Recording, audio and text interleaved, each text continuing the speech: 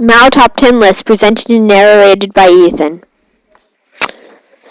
In 1926, Shek broke the alliance between the Communists and the Nationalists. This started a rebellion between the Nationalists and the Communists, which made Mao even more pro-rebellious and increased his name with fame with events like the Long March.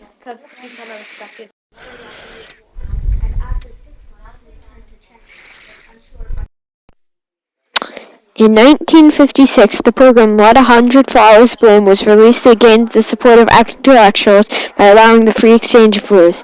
This program led to some negative comments about the Communist Party, and so the Communists sent. From 1935 to 1945, the fight between the Nationalists and the Communists temporarily ended for the two parties to unite against the Japanese. This temporarily renewed these enemy groups' alliance, though at the end they began to fight again. In 1921, Mao joined the Communist Party. This made Mao support the Communist Party for many more communist events to come.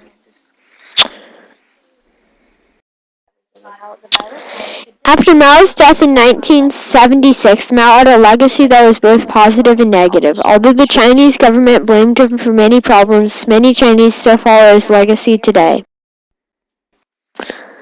In 1966, Mao began the Cultural Revolution. This was a program to remove the four old customs, old culture, old habits, and old ideas, and transition.